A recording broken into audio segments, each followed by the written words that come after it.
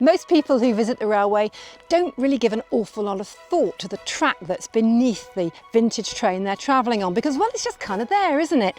Except that's not really quite true because the track and track bed, like everything else on a line that dates back to the mid-Victorian era, are subject to the ravages of time. That's why we've begun a major project to upgrade the track and drainage at Bridgnorth Loco Yard and the approaches to it.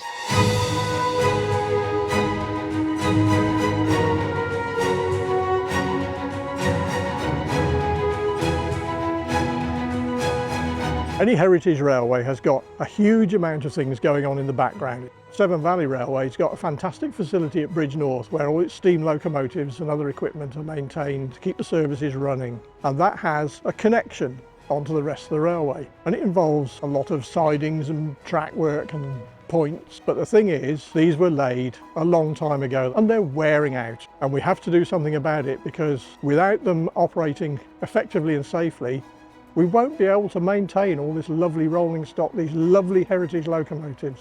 The condition of the track in the yard as it stands it does pose a risk to all the locos and all the vehicles we're moving around the yard. We do have to be very, very careful at the speed we're moving things around the yard, even below walking pace in some areas, and that just makes jobs take longer. It's obviously a constant threat. We're always very aware of derailments, and that obviously can cause significant damage to all these beautiful items of rolling stock. I believe that most of the point work and that through here was replaced in the early 70s to the late 70s, but like with every preserved railway, we had to make do with what we could get. And so it's done its time, and it's about time it was replaced and renewed.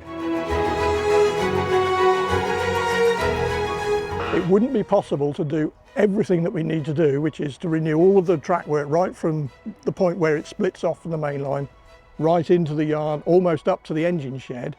Wouldn't be possible to do all of that work in one shutdown. So we're doing the first phase this winter, and that involves renewing all the point work off the main line where it starts to split out into the various roads inside the yard.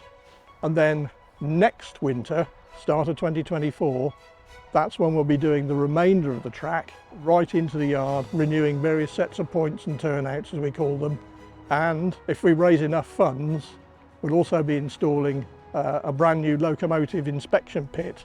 The second phase and the relaying of the yard and the inclusion of an additional inspection pit is the sort of cherry on top of the cake of what we've been building towards at Bridgnorth. We've probably the best steam locomotive maintenance repair facility in the country now, with the new shed, with a wheel drop, with lifting jacks. With the lighting we've got, it's transformed it, and the inclusion of a new pit which will give us greater flexibility for maintenance. It will speed things up dramatically. It will just make the world of difference for maintenance perspectives. This is a big project. It takes a lot of organisation. We have to think about how long it takes to do each individual component, whether it's lifting track, relaying point work, and it all has to come together at various different points, and that involves a lot of planning. It involves all the people who are going to be doing the work communicating together for months and months and months and months in advance to make sure that everybody knows what they've got to do before the project starts. All this work has been done in advance, which means that we can have complete confidence that the project will be delivered on time in mid-March when we need to hand it back for operational use of the railway. What we're doing at the moment is cutting out the old point work. We're removing the points off of the Clebury Road bridge and moving them forward by about 120 feet so we don't have a set of points on a major bridge structure. Being through bolted, this gives us a little bit of extra work to do because all the bolts have to be cut so we can remove the metalwork. Using our brand new road railer that we've managed to purchase through the guarantee company and the charitable status of the railway, which I'm internally grateful for the funding, because what it's given me and my department is a very reliable modern machine with all the future track work and heavy lifting that we're going to need to do.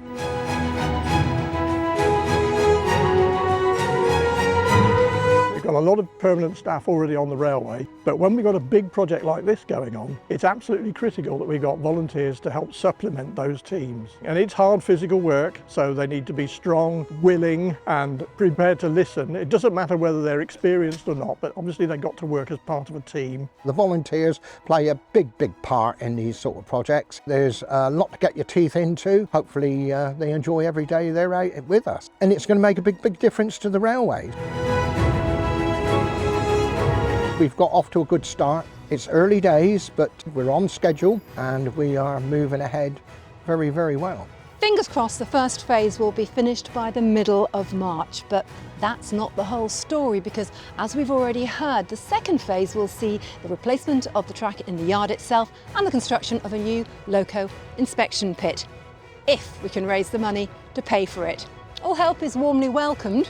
Remember, no track, no trains.